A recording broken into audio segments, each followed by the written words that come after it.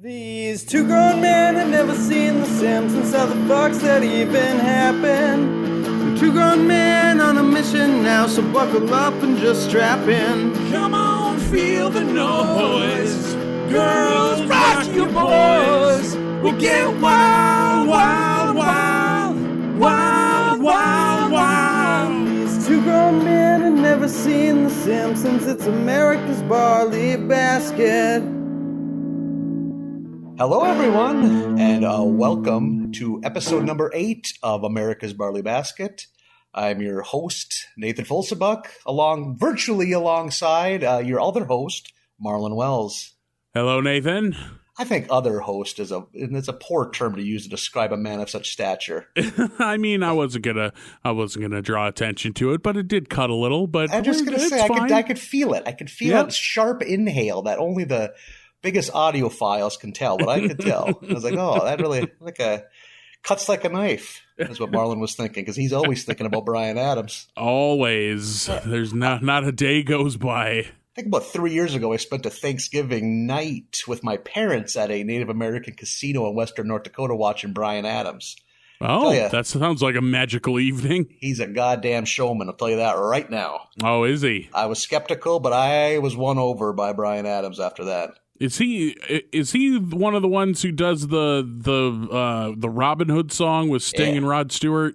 I know he had. Or is that Ryan Adams? No, Ryan Adams definitely wasn't cutting hits in the early 90s. He was like mentally abusing Mandy Moore around that time. Oh, jeez. Do we want to go there? We're going to go there? No, absolutely not.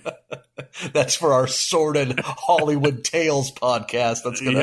We're gonna jump off to once we pay our houses off with this sweet, sweet Simpsons money. The Dark Side of Stardom with Nathan and Marlin of alt country superstars. Episode number 2. Junior Brown has 3 shoeboxes full of dried human toes. The harrowing story of Mandy Moore, A Walk to Forget. He just seems so nice. He had shaggy hair. He knows Sting and Rod Stewart. I keep going back to that reference because it's the only Bryan Adams song I know off the top of my head. And then we gotta get so big that Bryan Adams would have to issue a statement on Twitter. It's like, I have never met Mandy Moore. I married my wife Deb in 1981. We've raised 4 beautiful children. Now that I think about it, that might not even be the Robin Hood song. That might be the Three Musketeers song. My mind is just conflating these Bryan Adams movie songs. I think his was called, Have You Ever Really Loved a Woman? It was a real ballad. Okay, then I don't have a clue what that is. Apparently, I don't know anything about Bryan Adams. Again, another idea for another podcast. Yeah, we'll get to it. All Bryan Adams. We will. Bryan Adams retrospective. The Bryan Adams family. Yeah. Oh my God, the merchandise ideas are just rolling out of us. Just Bryan Adams in a Morticia wig. Somebody Photoshop that. Who wants to buy a Bryan Adams sun visor? We're gonna have them on our Etsy by the end of the night. How you doing? How you holding up in this age that we're surviving? I don't want to be optimistic, Marlon, but things are turning around. We got sports back. Mm-hmm. Now, whether or not that's a good idea we'll leave that to the side, but we got sports back. We got it back. We could just get the Florida Marlins players to stop dry humping each other. It's like they know they are hardly a Major League Baseball franchise, so they're just going to take everyone else down with them. They're not doing great. And all these teams keep having to we got to skip some games. We'll make them up later. No, you won't. There's only 60 games, man. What are you doing? It's like you can't tell the Florida Marlins to quit Florida Marlinsing. It's like that's all they know. It's like, oh yeah, we got one fork for the whole team, and it's lasagna night, baby. We're all gonna die. That's obviously a lie because the Marlins ain't feeding anyone lasagna. They're having butter noodle night. Any way for those miserable sons of bitches to save a buck. They're apparently in the dugout all sharing the same chaw spit jar. It's just one of those. It's one of those the big Monster Energies with the lid that they're just passing back and forth, hawking skull into.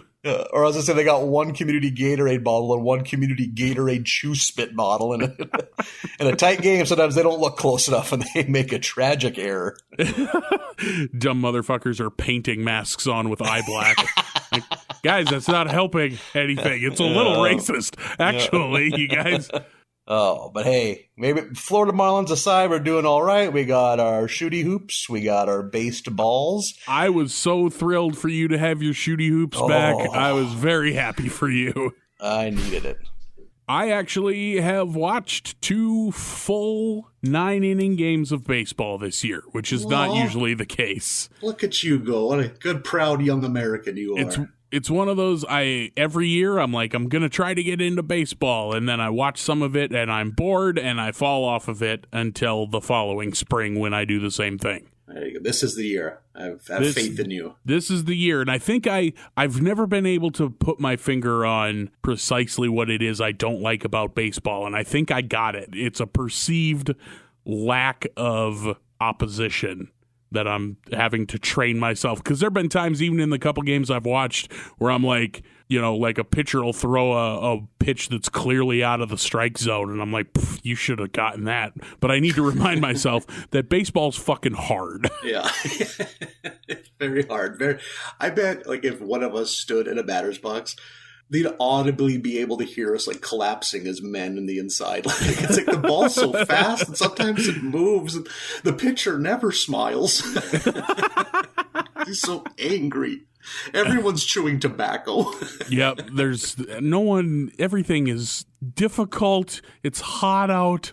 You and I would not make for baseball players. No. I mean, of any of the major sports, it's definitely the one I'm physically the most capable of. That's one of the beauty of baseball. That fat alcoholic men can make a run at it, Yeah, when the greatest of all time is Babe Ruth, who's just a walking glazed ham in a hat. David Wells pitched for 20 years in the major leagues, had to make a couple All-Star games, and is morbidly obese and is half drunk in every game he pitched. And he's an angel of a man. So God bless him for doing that, giving the rest of us hope. He was pitching for the Yankees when I first started getting into sports. Pretty sure he pitched a perfect game or a no-hitter against the Twins. Yep. It's that guy looks like he could be my uncle. That guy looks like a an amazing thumb. Game. Yeah. Human thumbs are making tens of millions of dollars playing baseball. So I've watched a couple baseball games and enjoyed them, which is further ahead than I thought I'd be. Yeah. But the thing I'm most excited for you, and I haven't watched any, but the shooty hoops being back has got to be big for you. Good stuff. I've been watching even just the most horseshit games. I am into it. And unlike Major League Baseball, where everyone's just spitting in each other's mouths, they don't have any COVID. No, they have a fresh hermetic seal of a Tupperware container over the city of Orlando. which should just be a thing all the time. Yeah, because exactly. Orlando needs to be kept under wraps. Yeah, I think Florida as a state, but hey.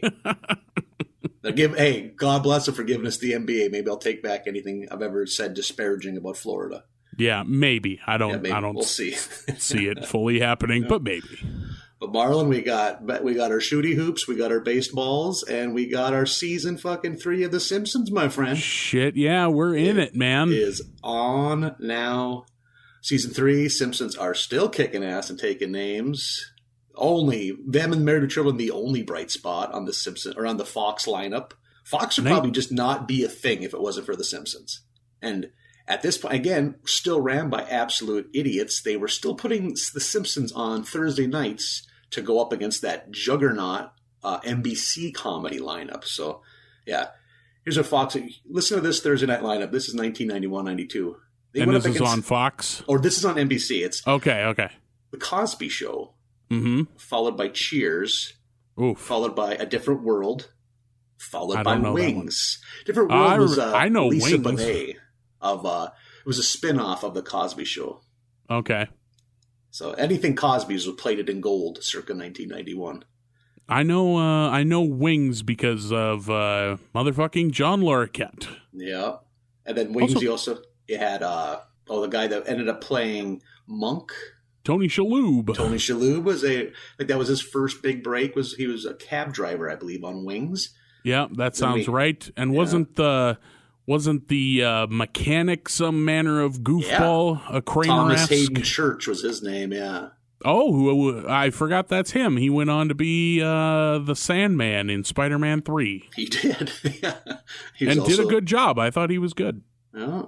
Well, he's maybe the one bright spot of Spider-Man 3. So that's what the Simpsons were going up against, Marlin. And who did they bring with them to this vicious street fight? What did the Fox executives pair with the Simpsons? Okay. Well, Wonder No More. That year, the Simpsons was teamed up with Drexel's Class. Never heard not a big it. fan. It starred Dabney Coleman as Otis Drexel, a 5th grade teacher at a Greatwood Elementary School in Cedar Bluffs, Iowa. Intrigued? Bet your fucking ass you are. The backstory was Dabney Coleman was a corporate raider who lost a huge amount of money in a failed venture, dodged his taxes, and was arrested.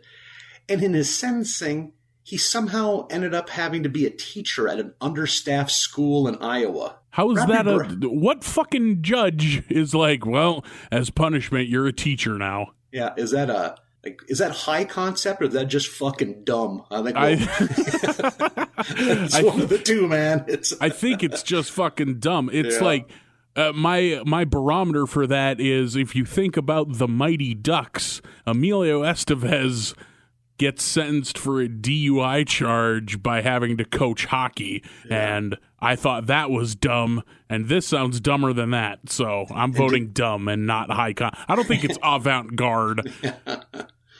We're not going to be quoting Drexel's Class 20 years from now? No, I don't plan to. And if you got the itch, you could watch some of these episodes on YouTube, but I'm going to tell you right now, it's rough stuff. It is. Oh boy! I mean, Dabney Coleman, he's a great actor. Played the kind of like the bad middle-aged guy in a lot of comedies. Like he's the boss in 9 to 5, the one that is he's a total perv and he's doing perv things at Dolly Parton. Yeah, sure. Wants to see a little cleave. That ain't cool, man. Even in 1980, that wasn't cool. And problematic, Dabney Coleman. Dabney Coleman, that dude bought a lake home playing problematic bosses. That was his bread and butter. Also in Tootsie. Yeah. Oh, very good point. Yeah, and that dude was making bank in the early 80s. And he tries in this show, man. He is trying to make chicken shit into chicken salad, but he just manages to make more chicken shit. Just waist deep in chicken shit for 22 and a half minutes. That's Drexel. Oh, fun fact, though, in case you're wondering, Marlin. Hey, was Jason Biggs, star of American Pie, a cast member of Drexel's Class? Bet your fucking ass he was. Oh, good. Yeah. Good. Before he was fucking pies, he was cracking wise on Drexel's Class, now on DVD. I jotted that down. It's like, email someone at Fox that. Oh, God. Oh, guess who else? Brittany Murphy was on this show. Oh, Brittany Murphy. Ain't that, yeah. Boy, it was a hotbed of young talent. Guess who else made an appearance? Tupac fucking Shakur was on the show one time. What is Tupac doing here? He's a member of Digital Underground, and they are in an episode, apparently. Oh, I suppose. Because if this is airing in 91, he'd have been with Digital Underground at the time. Right around the same time, he made an appearance in the wonderful movie Nothing But Trouble. Okay. I don't think I know Nothing But Trouble. Well, then you're going to save me a 45 minutes diatribe, because it's often considered one of the worst movies ever made, and I will defend that movie till the fucking end, man. You want to talk about an insane concept? Read the plot points of Nothing But Trouble. Okay, I'll tackle that. That is maybe that's that's the next podcast. Nathan Folsabach defends trash. Yeah, that one's and the first 3.5 episodes would be just me losing my mind that people don't like this movie. And the cast, it has Dan Aykroyd, John Candy, Chevy Chase, Demi Moore, and fucking Tupac. That's a winner. How is that? That's a can't miss. The numbers don't lie, Marlon. That's all I'm saying. I would watch that just based on that. If you gave me the cast list. Yeah, just for the weirdness of it alone. Like, how is this movie not big? You know, it was like the 3 of the biggest comedic actors of that era. And then Demi Moore and Tupac. Yep. Just putting the bowl right on that comedy box. And people hate it because they're cruel, mean-spirited humans. And while doing a little research for this episode, I was looking at like the TV listings of 91, 92. It's a different world back then, Marlon. It was several nights a week, the networks just threw their hands in the air and just showed a movie. Just in midweek. Does that even happen? Yeah, it's just like, I guess it's Tuesday night at the movies on ABC. It's like, when did they just watch an episode of like, I don't know what was on at that time, MacGyver? It's like, this doesn't cut the snuff here. Let's watch Joe versus the volcano again. We need some quality control over there. And speaking of ABC's lineup, I found out that on April 25th, 1992, Growing Pains and Who's the Boss aired their final episodes ever on the same night. And I remember being emotionally devastated by this news. Now, I remember watching that. Were those on the same network or were they against each other? Okay. No, they were same network, often aired back to back, I believe. And they shut down those ships at the same time, and I think I learned what true loss was that night, Marlon. I led a pretty charmed childhood until then. That was your Santa Claus moment, the loss of innocence. Take the Sievers away from me and Tony Danza's family? No. And then, like 2 days later, the LA riots happened. So things were really climbing. You know, in retrospect, maybe losing Growing Pains wasn't that big of a loss to America. Keeping everything in perspective. Maybe those were apt appetizers. If they would have greenlit both of them for another season, could we have avoided the LA riots? I'm not going to say yes or no. I'm not going to. Maybe that's what put the police in a foul mood to begin with. They're like, oh man, no more Growing Pains. And one thing we better jump into before we jump into episode 1 is point out the fact this ain't episode 1. Yeah, this is news to me. I just learned this as we sat down to record. The actual episode 1 of season 3 was called Stark Raving Dad, where Homer is considered crazy and he gets put into an insane asylum of some sort. And he meets a character that goes by the name of Michael Jackson, and they all think he's crazy, but he's actually voiced by the one and only Michael Jackson. And now it's a lost episode because they took it away. I don't know if you've watched the news at all.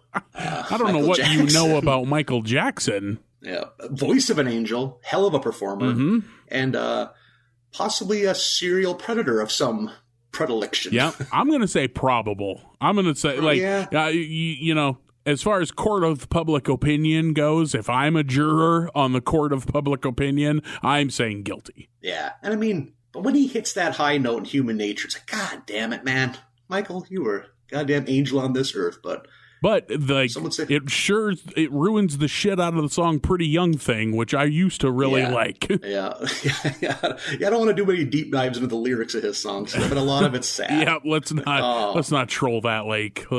He's a monster person. Oh, yeah, not a good person. So that episode we haven't seen, and I'd imagine it's still available somewhere, like on the DVDs or something, but that's not how we are watching these. So neither of us have seen that episode. So our episode 1, if you want to dive into it here, is Mr. Lisa Goes to Washington. Let's do it. Technically episode 2, but we're going to use the numbering system that we're using watching on Disney Plus, where episode 1 is Mr. Lisa Goes to Washington.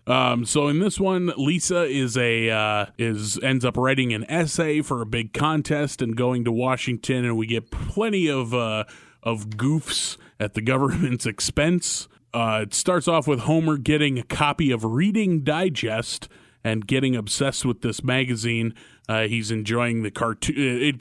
At first, Homer, not being a big reader, is like just enjoying the cartoons in them. He sees one that Marge doesn't really care for, and he says, "Oh, Marge, cartoons don't have any deep meaning. They're just stupid drawings to give you cheap laughs." And when he stands up, his ass crack is showing. It's like, all right, right off the bat, we got good jokes in season 3. But he's obsessed with this magazine, and in the magazine finds an essay contest. Lisa dives into it and writes herself an essay about patriotism, a real tearjerker. I'd made a note here. I had to pause to make sure I saw what I thought I saw. But one of the judges, when they're scoring her essay, gives her a 10 out of 10 for jingoism, which I did not pick that up. I thought that was good. All the categories that they're judged on are like originality, creativity, yada yada, and the last one is jingoism. Gets a 10 out of 10. Yeah, you can tell like they're really cranking up like the jokes per minute. Like I'm pausing all the time. Like some of the article titles in Reading Digest too. Oh, I didn't see any of those. I particularly liked an article titled, "Can We Trust Bermuda?" What are they up to in Bermuda? And also, they call me Dr. Soybean with a smiling doctor. Is that what Reader's Digest is? Like a compilation or a what do you call them now, like on Instagram? An aggregator of like other magazines? As a child, I used to plow through Reader's Digest. My aunt and my grandma used to clean a laundromat. I don't know if they got paid or if it's just out of kindness, but they sure did it.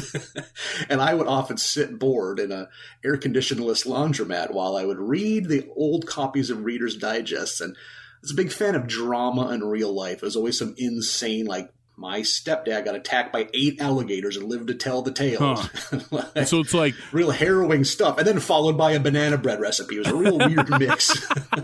I never knew what that was until this episode, and I was like, wait, is that what that is? Like, it's now that's what I call magazines, volume, whatever. Yeah. That's pretty cool. For the last several years, that's what I get my mom every year for Christmas. She enjoys it. A Reader's Digest subscription? Yeah. Nothing quite from the heart like a Reader's Digest subscription. There you go. We've cut out all the bullshit of all these magazines. No, this is a whole new world for me. I think we mentioned before, not a big magazine guy. Reader's Digest used to be so big that like they would make book versions, like a Reader's Digest version of great novels, where they trim out the more like dense parts and make it a little more palatable, which of course brought, literature fans into a frenzy. Oh, into a full tizzy, I'm sure. Yeah. Yeah, exactly. It's like when they air a movie on television and they have to cut it for time. So Lisa, of course, wins her regionals and goes to Washington D.C. with the family to participate in the grand finale, the championships of this whole thing with her essay. They meet their state congressman, and he does a little photo op with them. In the meantime, we the viewers know that he's like gonna give a logging company rights to the Springfield National Park, which I don't think you can just do that. She witnesses the exchange of money. Her delusions about how good the government is are shattered right there, and she has to deal with that. So she writes a new essay that just puts democracy on blast, really. Mm-hmm, very scathing. Yeah, it really takes him to task. There's a moment where she's sitting outside of Congress, and I liked the animation style here, where she's just sitting there chilling, looking at all these politicians, and they all turn into like a New Yorker cartoon, where they all turn into pigs wearing top hats, eating money out of a trough. Yeah. I was like, okay, that worked for me. One thing was, so the family won this trip, and it's pretty fancy digs. They're getting flown there, and if you notice this, Bart, of course, being the juvenile delinquent he is reclining his seat very violently. So the man behind him gets angered, and the man behind him is on a laptop. I did see that and noticed that, yeah. 1990. that laptop costs as much as that fucking plane did. It's like, he couldn't have traded that for an airline. Like, here you go. Now I own Pan Am and I don't have to deal with children. Also, but I have to type on a typewriter. Also, probably a 40-pound laptop. Yeah, like putting out radiation. Yeah. He should have a lead vest on when he uses it. You could fight off a mugger with that laptop. It's so heavy. You could drive your car up on it to change your oil. Yeah. You could put it in a backpack and swing it by a strap and be as effective as like a morning star. Like it's a medieval weapon. You could fight off marauders with a 1991 laptop. It's bulletproof. Just stuff it down the front of your vest. So Lisa gives that scathing essay about how democracy doesn't work and they're awful people politicians are. And a man goes running to the phone to call another man saying a child's, how does he put it? A child's view of democracy has been shattered, which kicks off this awesome, like super satirical, wholesome montage of the congressman gets busted for taking the bribe, and then George Sr. like signs a bill saying that they can't do shit like that anymore. It's this whole making fun of the fact that this is not at all what would happen. It's the most sunshiny, idealized version of how it should work. Yeah, exactly. It was nice to see George Sr. I often forget about old George. Forget about George. How about that seductive scene of Barbara Bush in a bathtub? Yeah. That do anything for you? That get things going? That really blow your skirt up? I once saw a copy of Barbara Bush's biography, and there was pictures in the inside. I'm telling you right now, an early, mid-20s Barbara Bush, Stone Cold Fox model. Oh, yeah? Well, she was a killer in her 20s? George Bush Sr.'s got an eye for the ladies, and they got an eye for him, because she is a pretty gal.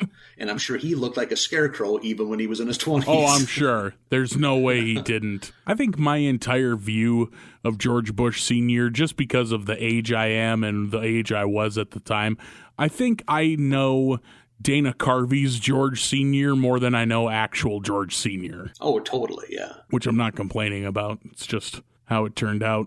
But Lisa didn't win the essay contest, but can take comfort in the fact that she did the right thing and called them out, and the congressman is put away, and we wrap up the episode. Yeah, and then at a very dull party, too. Like, the thought going through my head at that, that congressional party where the three finalists got to read their speeches, is that party could have used the Larry Davis Experience. I think most parties could use the Larry Davis Experience, but yes, that one in particular. I wasn't trying to all parties matter the party at The Simpsons. I'm going to give it some thought. I'm going to see if I can picture a party that couldn't use the Larry Davis Experience. Oh, yeah, that's a good mental exercise. Because they are a one-size-fits-all party band. They can make any decade. They are a time-traveling band, as we have seen. Yeah. So they can make anything work. There's a pretty good Larry Davis Experience reference later in this batch of episodes. I'm trying to get my leg to stop shaking as I think about it. Like, ooh, we call that it's coming. Call that a tease. Keep him on the hook, baby. Yeah. So on to episode number 2, When Flanders Failed. A real Flanders-centric episode, and I'm all about it. So episode starts out, little Homer and Flanders give and take. Again, Homer, complete pile of garbage, while Flanders, pretty cool dude, invites him to a party. And Homer pouts at home while the family goes over and enjoys his amazing spread. He's a hell of a host. Hell of a barbecue happening, yeah. Yeah. You ever name your grill? I noticed Flanders named his Propane Elaine. I have not, but Propane Elaine, pretty good grill name. Yeah. They have a wishbone, and Flanders and Homer, do the thing. Homer wins, and his wish is that Flanders' life is destroyed, like economic ruin, because Flanders announces he's giving up on his lucrative 9-to-5 and is going to start a store strictly for left-handed people. Yeah, and we finally, during that speech, I feel like we've brought it up a couple times on this podcast, we finally learned that Ned apparently works in pharmaceuticals. Mm-hmm. Yeah, that is very true. He's a pill pusher. He's out there pushing Valium in 1991. Exactly. So kind of a foul man, but at least he presents well.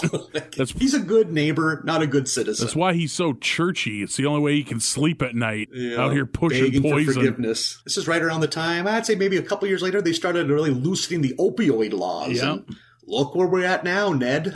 Thanks for nothing, Flanders. Maybe Homer's right. Homer just knew all along. Well, I'm going to apologize because I have at least 4 notes down that say, God damn it, Homer is the worst. God damn it, Homer sucks. My very first note of this episode, I remember taking while he's on the couch pouting about his family being at Ned's party, and it says, Homer is such a petty bitch. Yeah.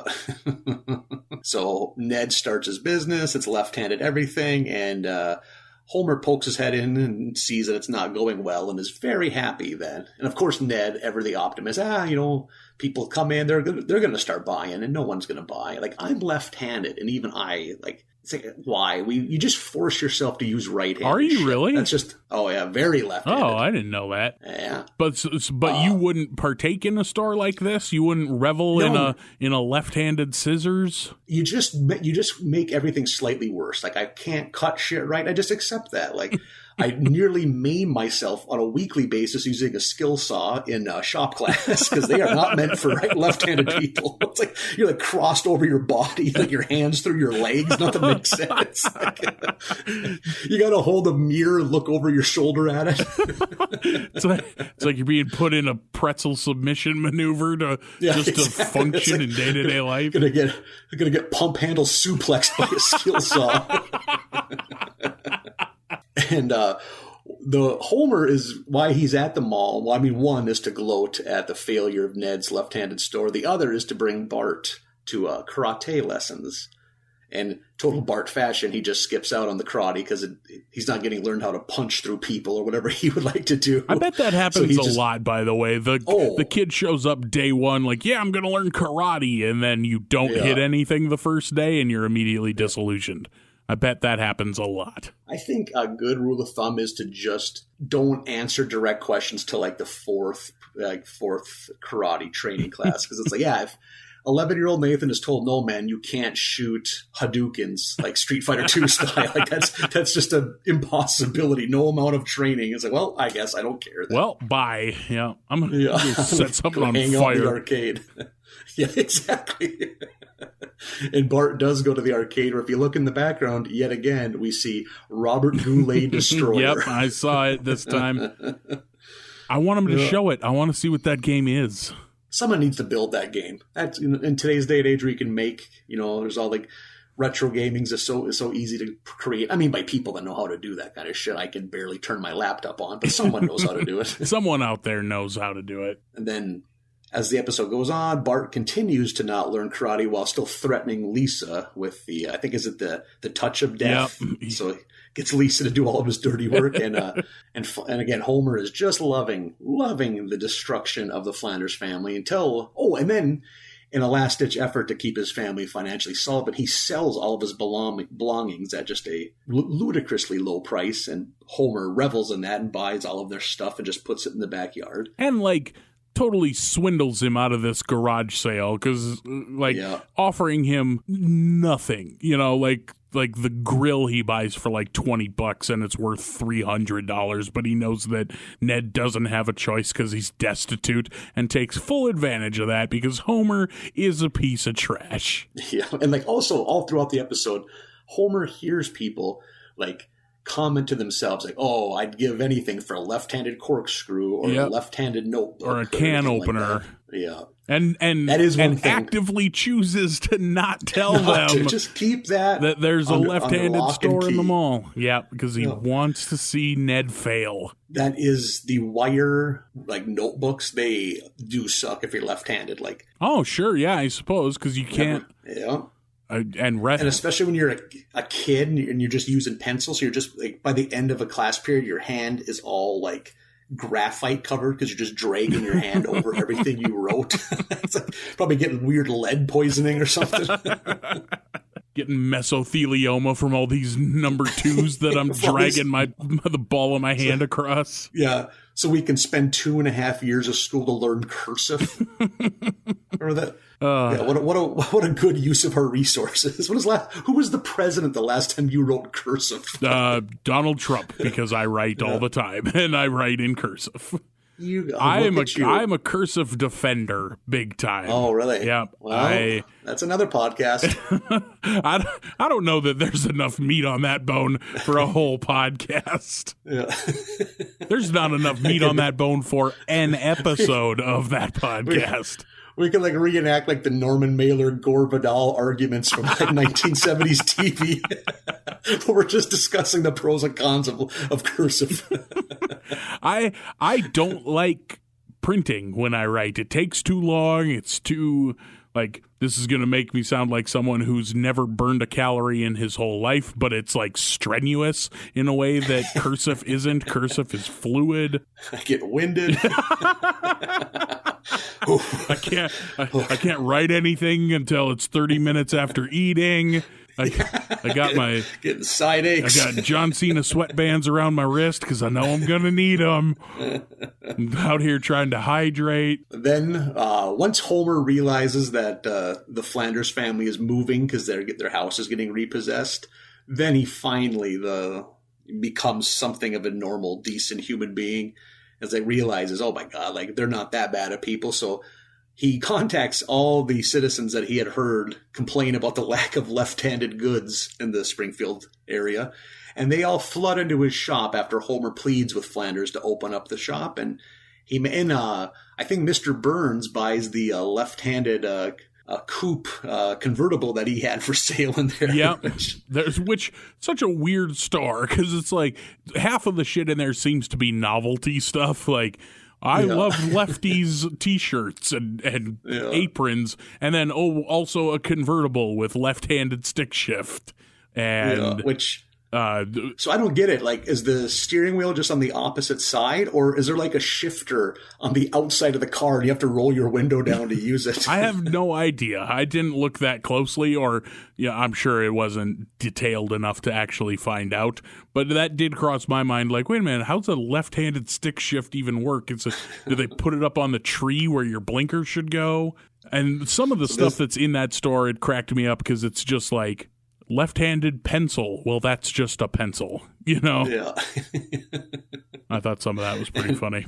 And a lot of left-handed novelty items too. Yeah, he all of your one-stop shop left-handed needs were available in Flanders' store, but he just couldn't. What percentage of the population is left-handed? 5%. He just couldn't cash in on that lucrative market. Yeah, well, apparently at the end of the episode, the store is flourishing and doing great. So apparently, Mr. Burns, when he's there, buys a dozen left-handed can openers. Yeah. So you have to then assume that, there's only 5% of the population, but they're all going to buy 10 of the same item that they only need one of. It's watching this, I was maybe that's why I'm such a fuck up. It's not me. It's that everything is built to defy how I up. But I almost don't want to find out because that's a convenient crutch to have. It's Yeah, if you cater to everything in your life to be left-handed friendly and then still everything went to shit. Yeah. It didn't take me 6.5 years to get an English degree because I have a burgeoning alcohol problem. It was because I'm left-handed. That's the ticket. It all adds up. There we go. Those darn pencil sharpeners. It wasn't. How can I expect to do this right-handed? It wasn't all that Jägermeister. I was flipping my pancakes with the wrong kind of spatula. It wasn't playing Halo 2 for 18 to 20 hours a day. It's the fact. It was right around the time Halo 2 came out that we were in the middle of a very, looking back, depressing drinking spree. Me and my friend group at that time, and we're playing, and it's online video games. It's kind of a new thing. We're just having the time of our lives, and my one friend pauses, leans forward, and is like, "Hey man, aren't you in school?" I'm like, "Yeah man, it's Christmas break."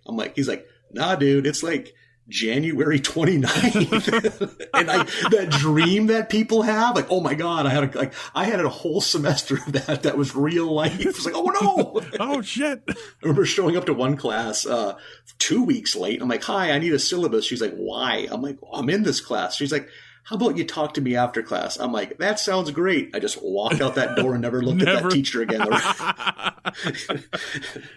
And at the school I went to, and the program I was into, it was hard to avoid people, but by God, I did. That's a talent in and of itself. Congratulations. Yeah. They should look at my college transcript as proof positive. We need to rebuild higher education from the ground up. I based all my decisions on the MySpace rate your professor on whoever was easiest. That's a hell of a strategy. One of my look at me now, Marlin. Look at me now. Look at both of us. Hey, at least you finished. I didn't. Episode number 3 here is Bart the Murderer, the latest in the Bart series. Yeah, we've gotten Genius and General, and now Idiot, Murderer. Possibly. Bart has it's so great because he hops out of bed with a real spring in his step and then immediately steps on a toy, and so he's walking with a limp, and then Homer has taken the toy out of the cereal box, so he doesn't get that, and then he misses the bus and has to walk to school in the rain. And there's a great bit where as soon as he gets to school and opens the door, the sun comes out and it stops raining, and it's real picturesque and green and a rainbow outside as soon as he steps inside. And then continues to have just a shit day. And I worked at a grocery store in my teenage years in the late 90s, and I got to witness the decline of toys being in cereal boxes. It's not a thing anymore. Oh, yeah. I guess I never thought of that. But yeah, that's... Yeah. I'm sure mostly legal reasons, kids just, because I would do the same thing as a kid. I would discreetly pull the cereal out of the bag, and then I would shove my hand, crushing every Fruit Loop to rifle around so I can get a golf tee or whatever horseshit prize they gave you. So because of this, the family had to eat fruit powder, just like a fruit sludge. But by God, I got that golf tee that I'd play with for 45 seconds and then lose in the woods somewhere. Don't even play golf. Just playing with this tee. That was always the thing. You were excited for it, and then you'd play with it. It's just this is garbage. They're sending us broken toy parts. I can't remember a single memorable cereal box toy, so that must be the case. Yeah, they must have all been trash. Yeah. But a step above a Cracker Jack toy. Yeah, that was just a fake tattoo that was, I'm sure, again, filled with lead or something that you shouldn't be. First, I shouldn't be licking, then applying to your skin for hours at a time. Yeah, letting that seep in all day. Yeah, I think by the time I had come around to Cracker Jacks, we were well past decoder rings and toy cars, and it was just lick 'em and stick 'em tattoos. People look back at the 50s so fondly. Could it have been that good? They really do. If that was something people were jazzed about. Yeah. Oh man, I got some Jacks in this one. Fuck. I'm gonna chalk Jacks up with hopscotch as something that never really happened in real life. That's just a fever dream that, again, baby boomers have. Yep. It's just this idyllic version that never actually happened that they cling to with every breath. Put a gun to the head of anyone over the age of 60 and ask them to explain the rules of Jacks, and they will just weep and ask you to tell their children they love them. Because they don't know. No one knows. And then they just walk off into the fog, and you never see them again. Okay. And basically, I think it's you drop the ball, you pick up the metal spikes. It's oh boy, sign me up so me and all my friends can get tetanus together. We made some homemade ones with rusty horseshoe nails. Yeehaw. Pull them out of the horse, and now we got a fun game. Another part of Bart's no good, very bad day was he forgot the note the parent note to get into the field trip. Yep, they're having a field trip to a chocolate factory, which is the whole reason he springs out of bed all happy to begin with, and then doesn't get to go to that thing. And I kind of felt this pain because we didn't do a lot of field trips, but when we did, that was always a fun day. Yeah, I feel like we didn't take a lot of them. The one I can only really remember the one, and it was like to the state capitol in Bismarck. Oh, yeah, we did. And we just went in the woods. When we were little kids, just let us loose in the woods. a lot of woods in here growing up. Yeah, there was a state park or something. I remember just eating sandwiches in the heat, just getting handed like a bologna sandwich and eating it with everyone's covered in bugs, and we just wandered through the trees. I'm sure someone was saying something about the trees, but here you go. A lot of bugs. Here you go. A lot of Lyme disease. Here's a warm mayonnaise sandwich that we might have snuck half a piece of bologna into. Nothing on a hot late spring day, like some mayonnaise and bologna together at last. Butter and chopped ham. There you. I do. That's a hell of a combination. I'll admit I am not above some chopped ham. I do like a chopped ham every so often. Just the ham loaf version of a chicken nugget. Yeah. One thing I do remember fondly is once we got older. I don't know if you did, but our FFA had their own, or kind of our FFA/shop class. We would have our own field trips. So it was like freshman through senior, basically just all juvenile delinquents, and it was a shit show. I think we'd do it. We'd go to like business, like manufacturing plants in Minot, North Dakota, which, as one can guess, are sparse. So, which I remember one time we went to the Mountain Dew it was probably a Pepsi factory, but since it's North Dakota, it's 95% Mountain Dew they're cranking out. Ain't nobody drinking a Pepsi up here. Yeah, and they gave us all a fresh can of Mountain Dew, which they should have done that in the afternoon portion of it, because now you got a bunch of 14-year-olds all hopped up on Mountain Dew. And then, where would we go for lunch? We'd go to Bonanza, that's fancy eating. Yes, we go to Bonanza, which was a mistake because we acted like absolute animals in Bonanza. What, a bunch of caffeinated junior high kids can't be trusted to behave like adults at an all-you-can-eat steak buffet? I remember one kid stole all the steak knives he could find. He had like 75 wooden-handled steak knives. And he just I think he got caught. He just bailed them all into the box of some farmer's pickup. So that guy got home. What the hell is all this racket? Now his wife looks at him weird for the rest of his life. What kind of a weird fetish do you have? And there was always this one, shout out to Eric, you know who you are. This one poor kid could never get his meal on time. So the rest of us are just already full, horsing around outside, looking through the window as he waits for his like chicken strip platter to go. It's like, you could only load up on so much salad. He was like the Wendell in these situations. Without the jaundice or whatever Wendell whatever has. Wendell suffers from that drains him of color and strength. I love the idea of that farmer getting home and having to answer to his wife and family of why he has all these steak knives. I know how much you enjoy tales of how awful we were in my hometown growing up. One time, I think we went to like a tractor manufacturing plant, and the guy running the tour, obviously he just usually welds, or he runs heavy. He's not the guy a tour that usually guide. does it called in sick, not a public speaker, and he would get nervous and say a lot, and we decided we're going to keep counting it on our hands in front of him, so he knows that we know how many times he's saying And so now he's nervous, he keeps saying and we keep counting in front of him faster and faster while not breaking eye contact. I think we got up to 77 I think we saw him crying in his pickup afterwards. God, you kids were assholes growing up. How angry was he at that guy when he showed up to work finally that was supposed to lead that thing? These piece of shit kids. You needed to be here, Reggie.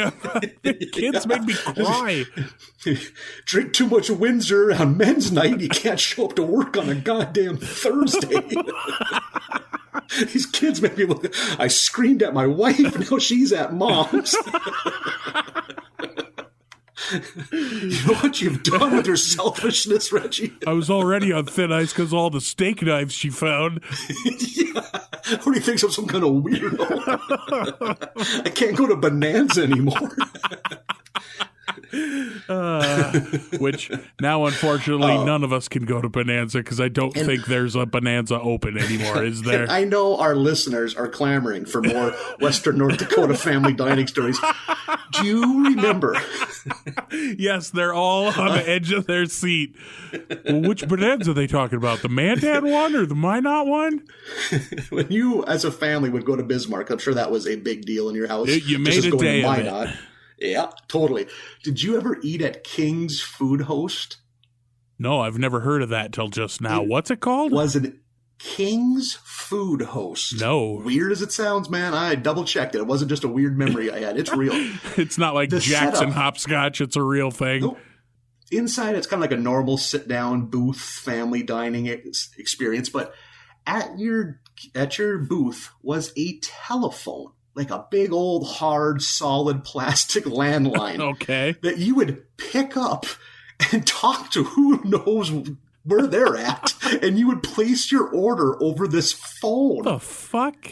Yeah, it's like, why? I don't know. None of it added up. And I only went there a couple times. I just remember that it seemed like the guy on the other line was very confused. It's like, he was grilled cheese, fucking, I guess. I hope it was just calling local Bismarck residents with like an automated message before to please call King's Food Host after you talk to this family. I don't understand why you would do that. My first thought was, well, you save money on not having to hire servers, but that's not true because you need people to bring the fucking food out. Yeah. Yeah, man. And can you imagine how fucking confusing it was? It's like a disembodied voice needs butter.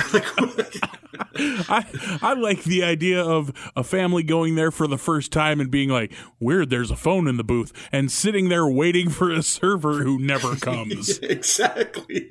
God, I'm fucking thirsty. They haven't even got our drink order yet. It's like a laminated instruction by the menus. Like a hotel phone on how to use it. Do I got to dial 9 to get my cheese sticks? I don't understand. Can I make out calls? Is it a real phone? None of this makes sense. What do I have to push to not get tomatoes on my salad? Press 1 for English. You're damn right, English. North Dakota. Oh, my God. Good times. Oh, good North Dakota eateries. We used to go when you would make a Bismarck day of it. We used to go to Bonanza in Mandan quite a bit because that was one of the few places that was on the easiest route in and out of town. That was one of the few places that you could park a pickup with a horse trailer, which you often had along. So you ended up eating at Bonanza by default because it's the only place you could park. I'm hoping, too, it was mostly just because you guys were in a hurry and didn't want to take the time to unload the horse trailer. Fucking keep it on. We're going to Bismarck. Well, it's still Shields closes at 6. Yeah, there's still a horse in that. He's already out of the yard. Yeah. Oh, that horse is going to be thirsty? Can we bring the horse into the pool? Buckles is awfully thirsty. Got it in the lobby. And then one would just assume that all livestock's allowed in, so bring them all. So I vividly remember being a kid. I was probably, I'm going to say 7 years old. There was a 2-day cattle show going on, and this might have been the same stay that I had mentioned before where I saw a Marilyn Manson video for the first time. But we raised the breed of cattle we raised were limousine, and it's spelled differently than the car, but it's pronounced the same. And I remember my mom checking us in at the hotel and being with, we're with I think it was the North Dakota Limousine Association, and this Bismarck person working the desk looking us up and down covered in cow shit and like Carhartt coveralls and being like, I assume you don't mean the fancy car. It's like, no, not the fancy car. And you've already polished off the complimentary bowl of mints. Yeah, I took all of those red and white pinwheels out of there already. Crunching them. Yeah, I'm just excited to sleep on a rollaway cot today. Yeah. That's the kind of excitement you had as a kid. Yeah, maybe get to drive by a hotel that has a pool in it. Yeah, yep. Just live vicariously. And the dreams you had were just dreams out the passenger window. Yeah, and I think I'm not being presumptuous when I say I know our audience, Marlin. And if there's one thing they love more than knowledge of the early 90s family dining options in Western North Dakota, it's that they love tales of animal husbandry. Oh, for sure. You're going to have to answer a question. Why do ranchers have just a particular breed of cow? Like, what does it matter? You got your Charolais, you got your Jersey. What else we got out there? Well, Jersey's a milk breed. That's not a beef breed. I'm going to need you to get that shit straight. Fascinating. I'm gonna give my time to the speaker that's on the line right now. I don't know what brings about like brand loyalty when it comes to cattle breeds. I think they all have their advantages and disadvantages, and you kind of pick one and you just roll with it. I think it's like picking a sports team when there's not a professional sports team in your state. You can pick anyone you want. Like, can you just have can you have mutts? Can you have like a Charolais? Sure, yep. You can crossbreed all you want. A lot of it is done purebred style so that you can then say, like, you know how you go to a store and you buy a steak and it says Black Angus steak. Well, that's a breed. And if you're crossbreeding, you can't then say that on the label. And I have got a hunch you could put whatever the fuck you wanted on that menu because people couldn't tell the difference. You are absolutely correct. Yeah. I can't imagine there's someone out there eating enough beef. This doesn't taste like the flank of a Charolais. I've been cheated. Someone cutting into a brisket. Hey, I think this one had spots on it. Black Angus, my ass. This is a Simmental Gelby cross if I ever tasted one. I don't think that's a real thing. But yeah, people get on their brand loyalties when it comes to breeds. So I don't. This is maybe the most specific and no one giving a shit topic we have ever diverged upon. We should every half hour cut to like the farm futures market. They can give a rundown on prices. Pork futures are down 70 cents. Sorghum is up 15. Oh, God. Winter wheat holding steady.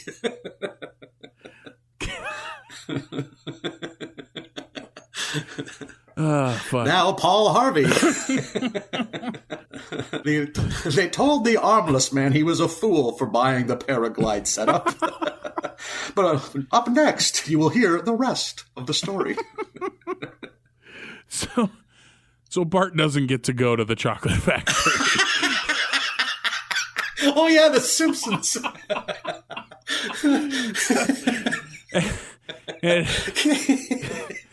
And he's pretty bummed about it.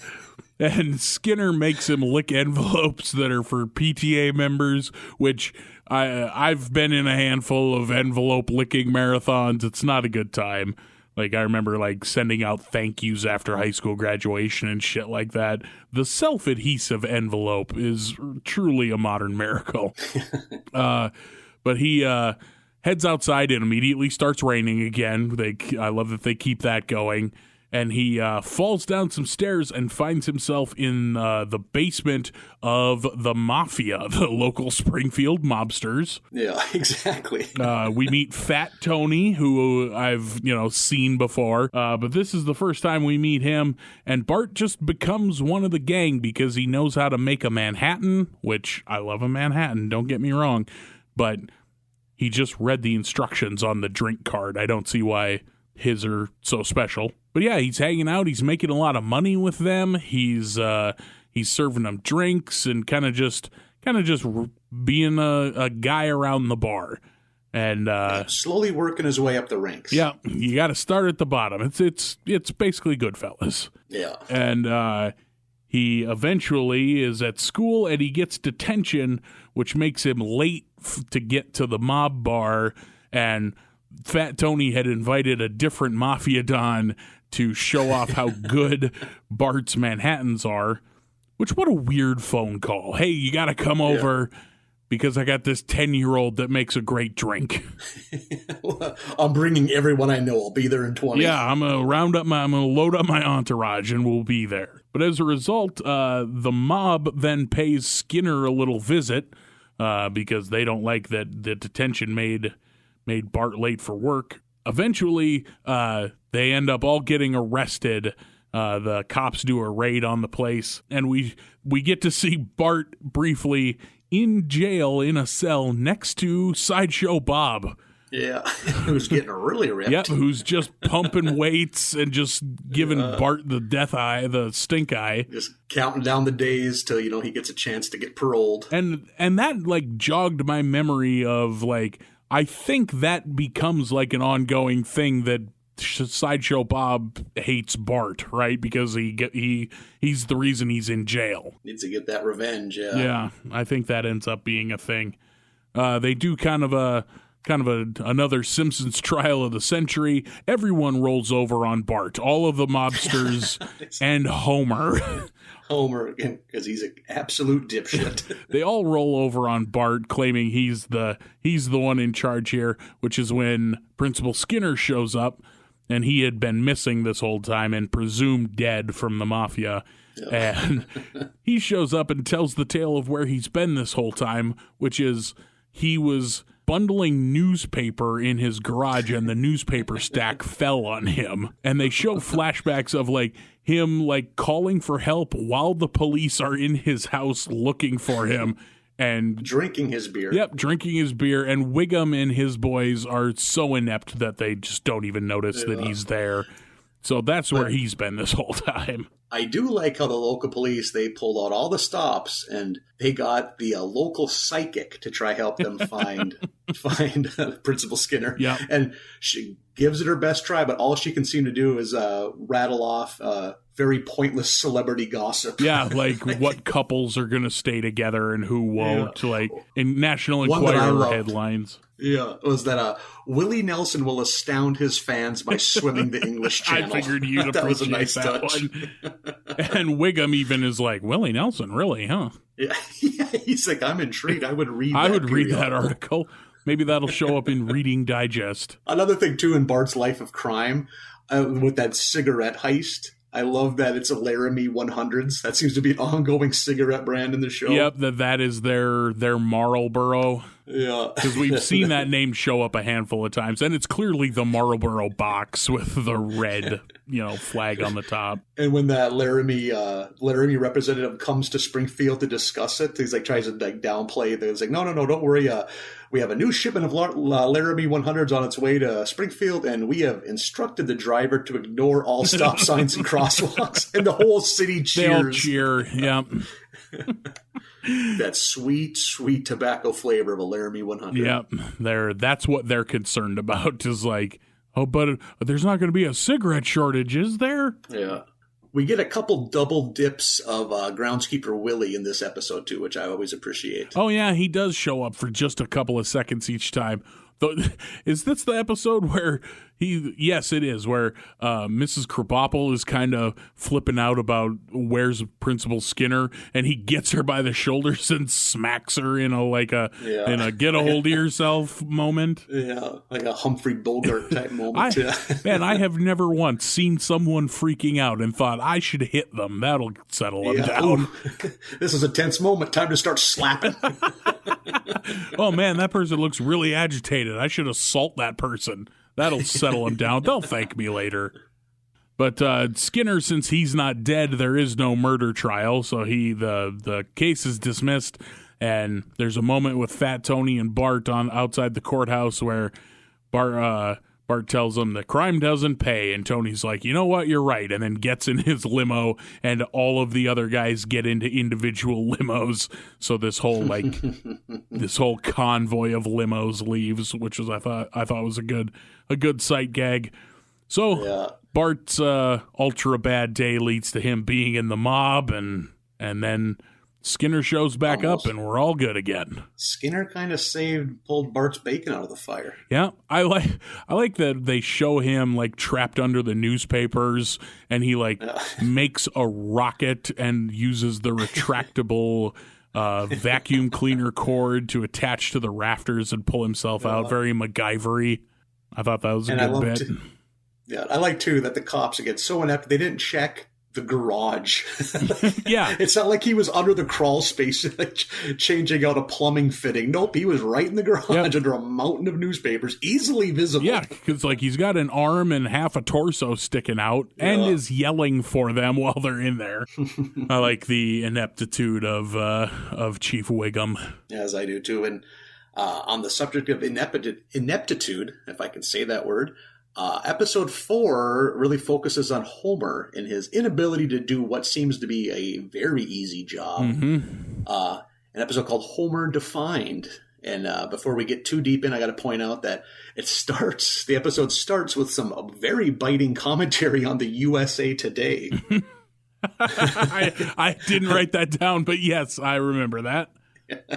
What a weird, talk about a 1991 thing to comment on. It's like they just brush over stories. They don't do any real journalism. Yeah, like weirdly taking shots at USA Today, which I've never read. We weren't USA Today subscribers, so I only have read USA Today at Perkins restaurants when I'm alone. It's like before smartphones. It's like I don't want to just stare at the wall. I'll buy the USA Today from the machine out front.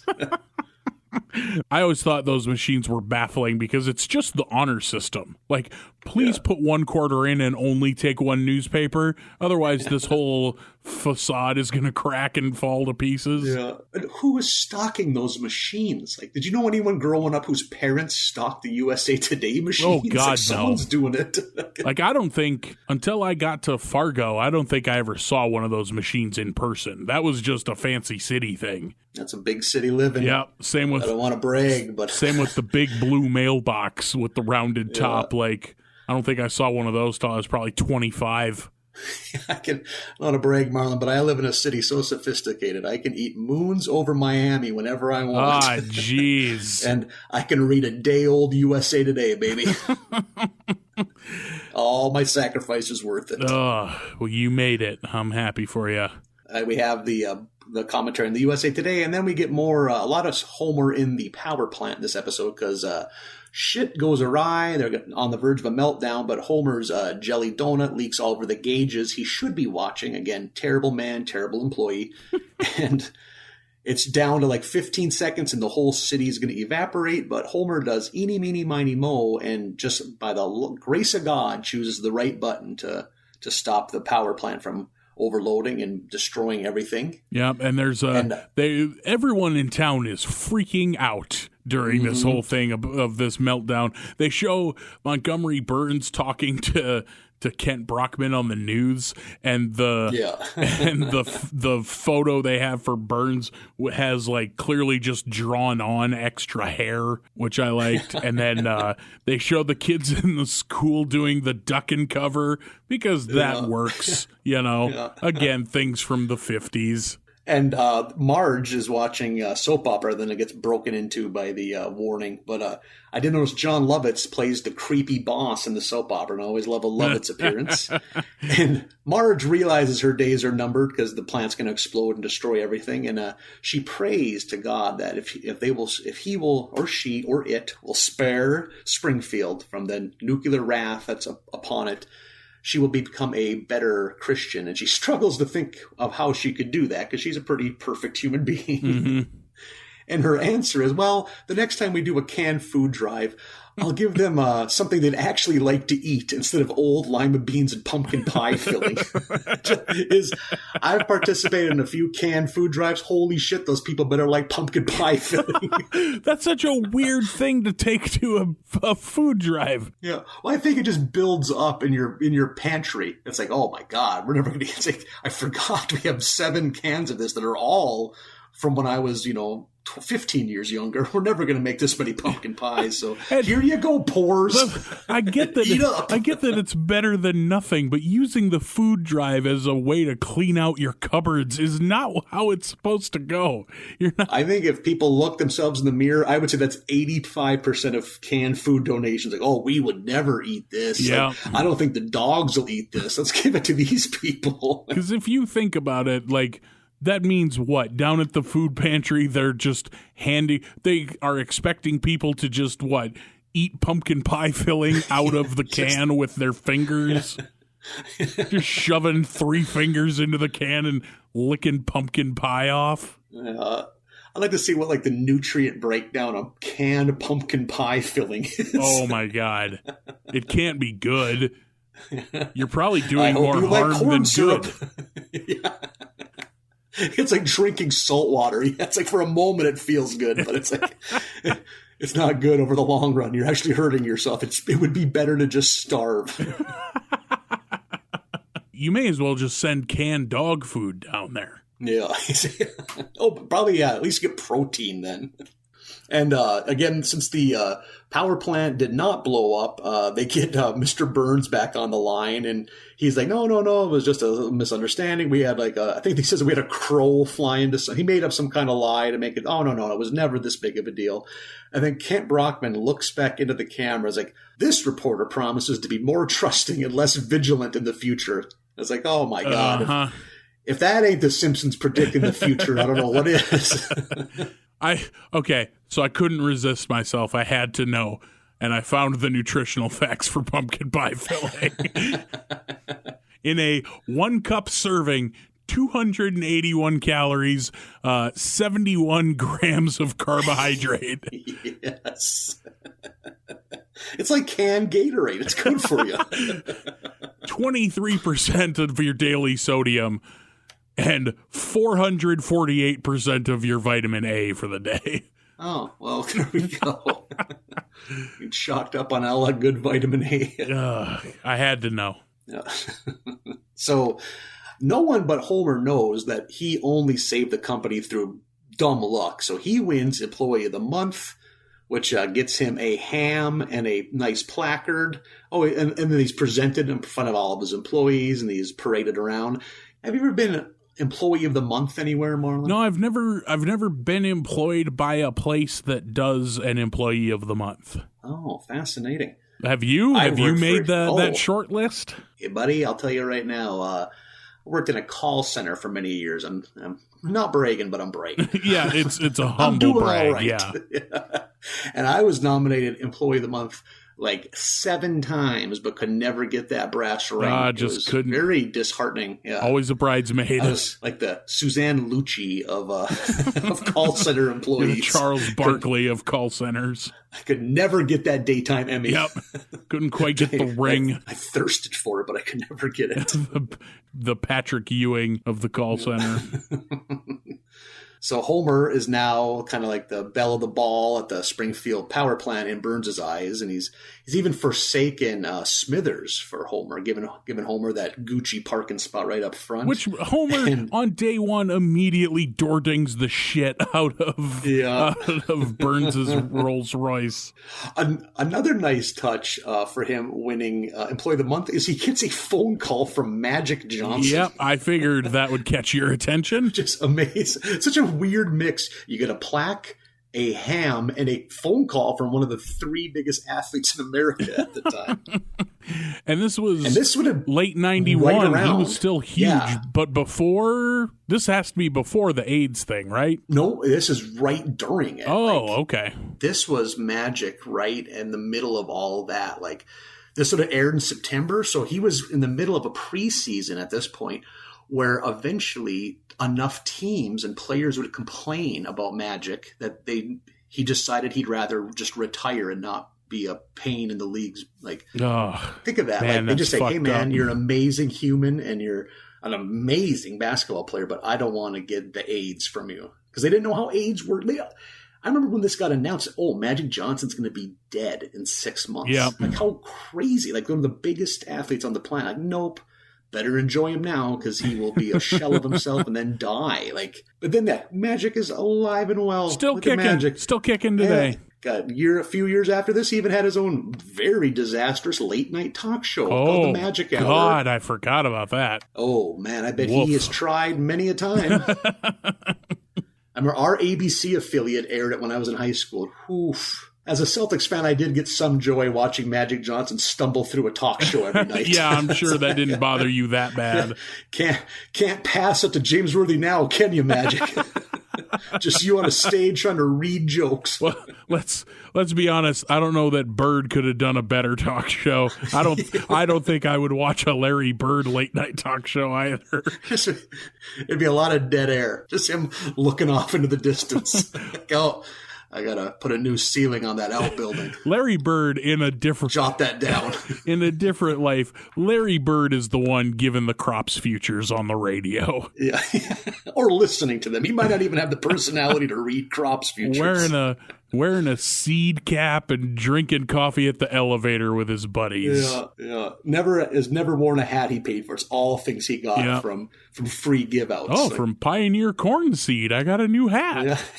Yeah. From the Wildlife Federation or the Pheasants Forever jacket. Yeah, I got a Pheasants Forever jean jacket with matching jean hat from the Elk Foundation. Squeeze into this romper that I got from the Quail Fund. Oh God, I've always loved that about Larry Bird. Just the most podunk fucking buttoned down regular old fucking farmer guy who will just put up 40 points on you without thinking about it. And tell you after every shot he makes, like, how awful you are at basketball. Yeah, known awful shit talker. Yeah, well, ruin you as a man. Will not say 2 words off that court, but when he's on that court, he's suddenly eloquent. Yep.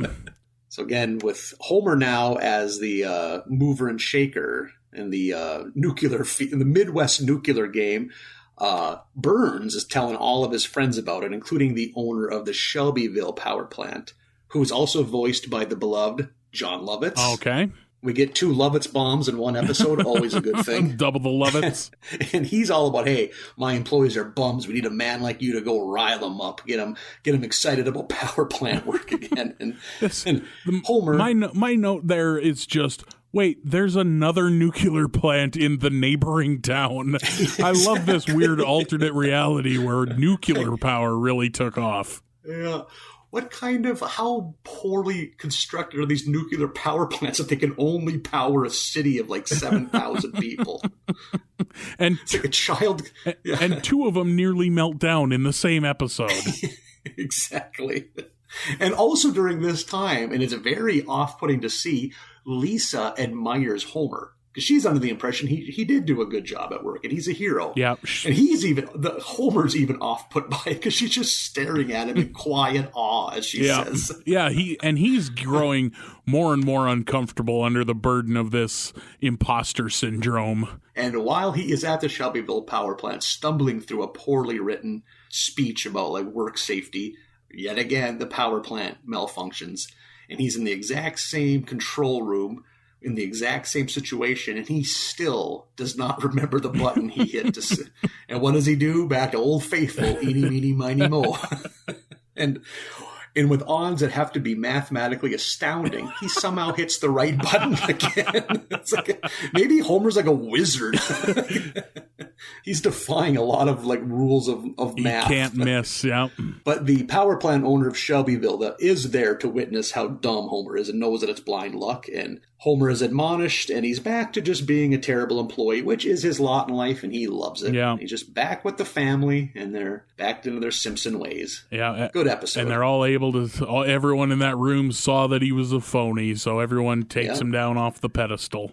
And we get another Magic Johnson clip where he's dribbling, he slips on some water, and the ball miraculously goes in the hoop, and he calls it a homer. Yeah, everyone starts using that as a phrase, pulling a homer, which is to just luck into the right circumstances, regardless of your ineptitude. And what I thought was a nice touch of perfectionism is the Lakers game is called by the actual Lakers announcer, Chick Hearn. That's the beautiful announcer's voice he hears.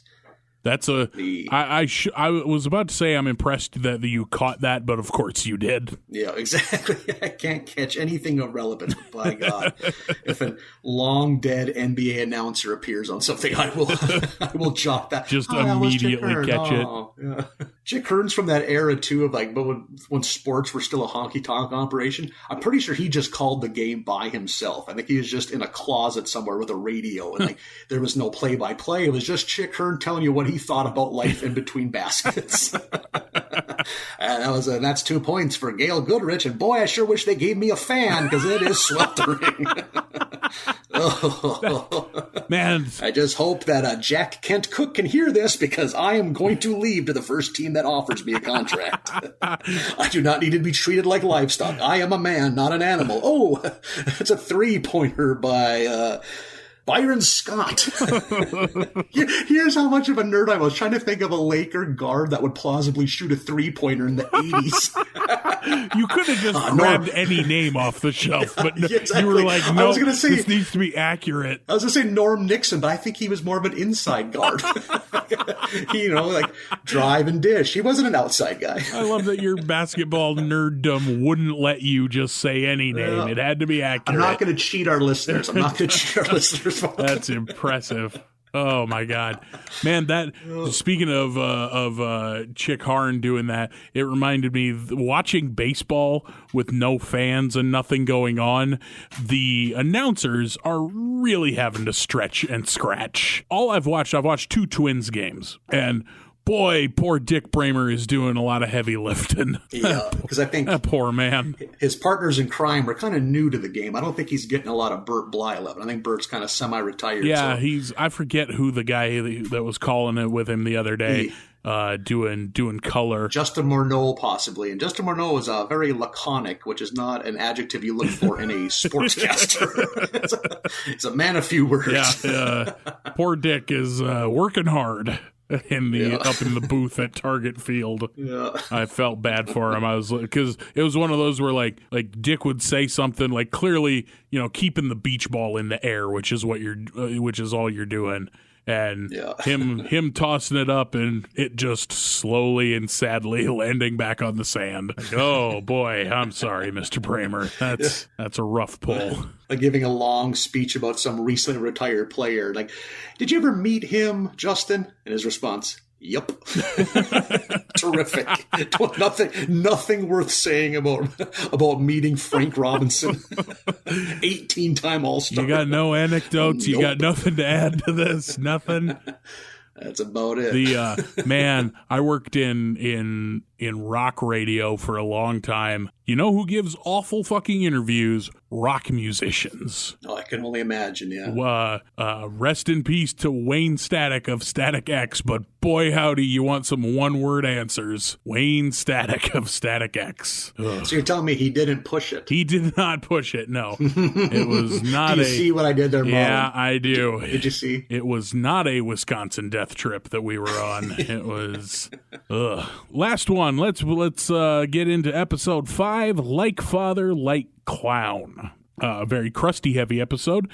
They show Bart being excited because Krusty's coming over for dinner because still, this is 2 seasons or at least 1 full season later from Bart helping Krusty not get sent to prison for robbing a convenience store. Krusty still owes him that dinner, and this is apparently the 5th time that Krusty has canceled on Bart. because Krusty doesn't seem like a great dude, and we cut to Krusty calling a 1-900 number, which I was like, yes, the sex lines. Yeah, I remember waiting in junior high basketball jamborees for our team's turn to play. We would huddle in the entryway of what I believe was the Rolla, North Dakota middle school and dial 1-800 numbers because you could get like a 20-second dirty clip, but then you'd have to dial the 1-900 number. But it was just 1-800 wet, and then any 4-letter part of a woman's anatomy that you could think of would be a dirty number. Body parts, we did not know what they did. We just knew that was a hot ticket. We needed to be part of it. And we would just listen to it over and over again, full of horror. And then we'd go play basketball. I was about to say. All those thoughts in our heads. And then we would all rock our visible boners in our basketball shorts out to the shoot-around. The Botno team is out there, and they are aroused. It's just not what we were expecting. A very unorthodox play call. No one wants to guard them. No one's backing anybody down. There's an astounding amount of open mid-range jumpers. How desperate times the early 90s were. You had a 15-second window to crank one out on a 1-800 number, and you're not going to finish, so you have to redial as quick as you. There was no button to redial. You had to type in all 8 digits, 9, 10 digits again. Oh, God. Gotta go. Beep, beep, beep, beep. Here it is. Just violently cranking one out in a phone booth. I lost my job to NAFTA. I need this. God. I like that the sex line they call here in The Simpsons, it's just like a conference call among all the men calling. Yeah, there's no woman there. Yeah. So it's like Apu being like, I don't like this at all. This isn't what I expected out of this number. Yeah. Because, frankly, if you're in Apu's shoes and you call a sex line and Krusty the Clown's voice comes out of the other end of the phone, we're done. That'll kill a boner in an instant. I was like 17 or 18. I was at a house party, and the kids that lived there were certain that they'd found some kind of loophole and they couldn't get charged for 1-900 numbers. So it's like, yeah, call anything you see on TV. And boy, did we ever. And I tell you what, right now, I don't know what school of acting your average dirty phone call operator, they are committed to the act. Because like we are throwing characters at them. We have all, like they wouldn't quit trying to be. It's like, lady, it's over, man. Like, we are not here to nut. We are here to have a good time. You can goof around. You're going to get paid. Like, but by God, she wouldn't stop. I was like, good for her. Good.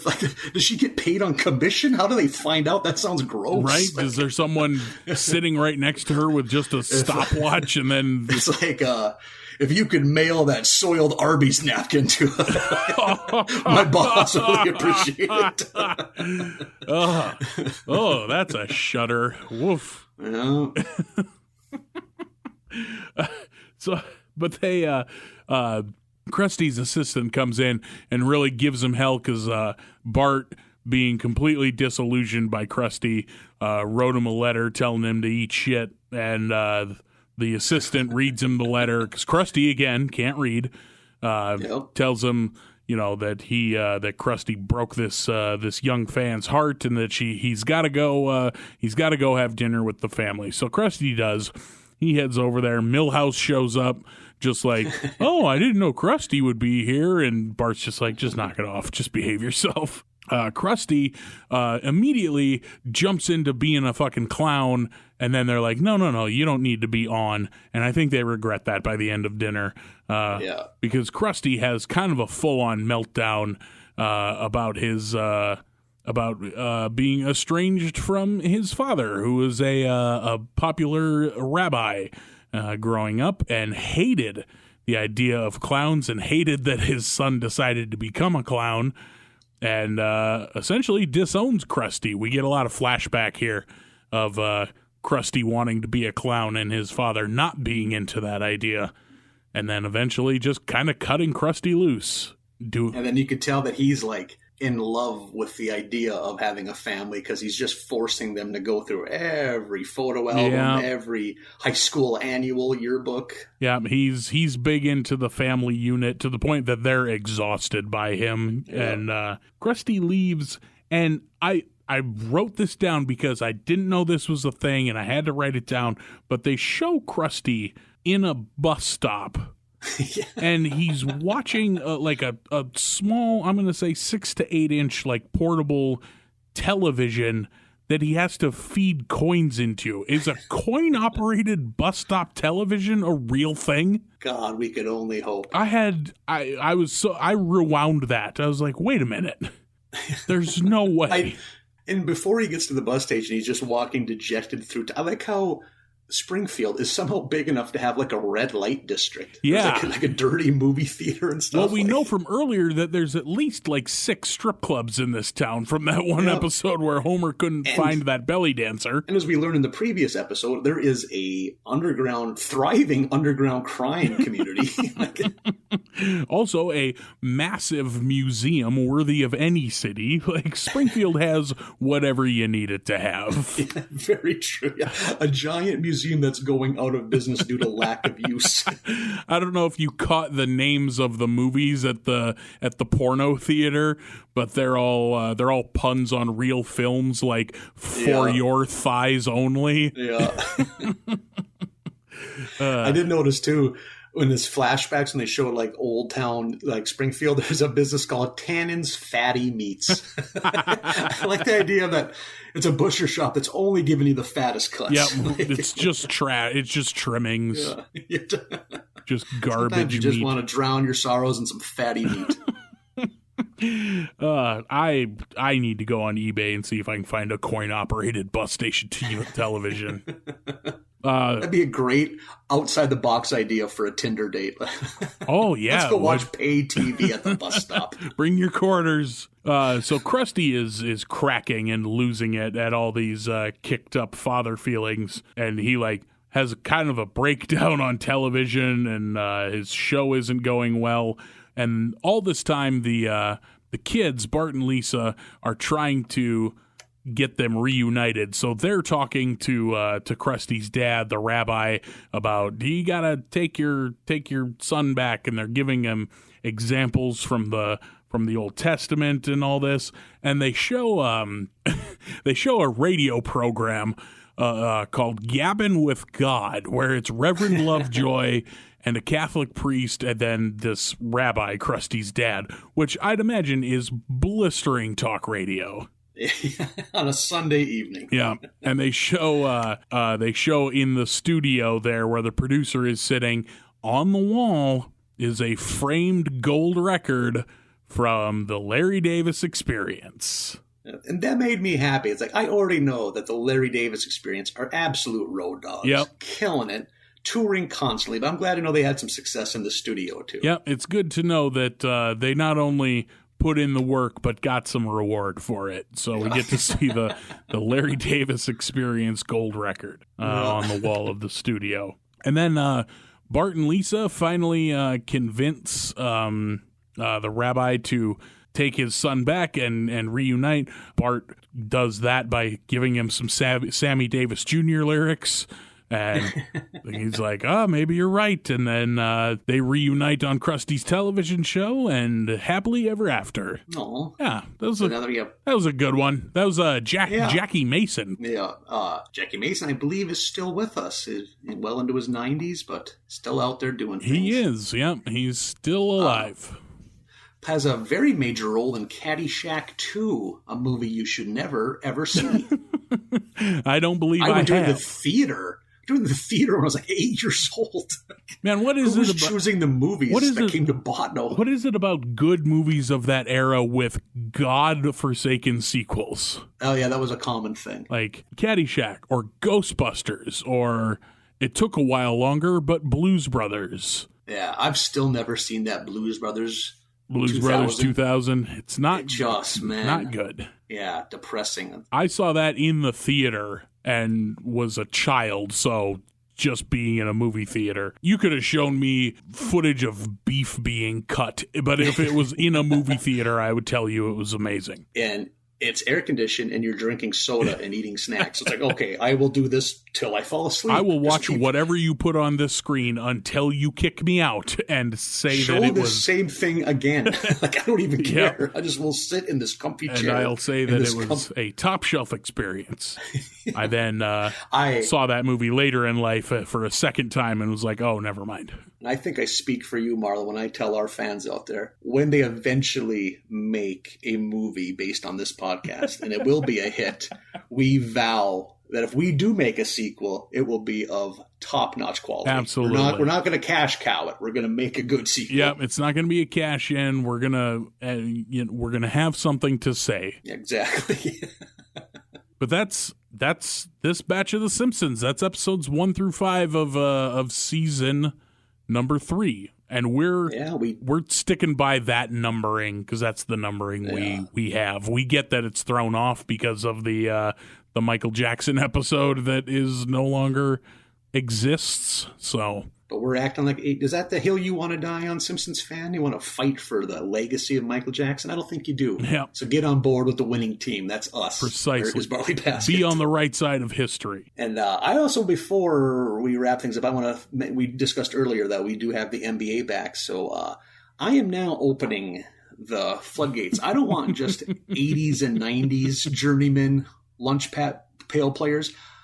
Robin Lopez, if you're out there, come on board. Reach out to us. Tell us what you think. How you feeling? You got anything you want to share? Get on the air with us and share it. Robin Lopez, shouting that. You're going to get a lot more newer age, kind of tough guy, big men. We're casting that net even wider, buddy. Who does Mr. Lopez play for? This isn't a thing I know. He backs up his twin brother, Brooke Lopez, on the Milwaukee Bucks. Gotcha. So it's Rolo and Bropez. That's their nicknames. Okay. Yeah, I can get behind that. And how would he contact us, Marlon? Much like anyone else, anybody else can contact us at Barley Basket USA on Twitter or via email barleybasketusa@gmail.com. And we'll be back next week with another 5 episodes, 6 through 10, correct? You bet your buns. And we'll be singing more hair metal tunes next week, I'm sure. Oh man, yeah. You're getting a little Def Lep next week for your listening pleasure. You're welcome. All right, 6 through 10 of season 3. We'll see you next week. Have a good week, everyone.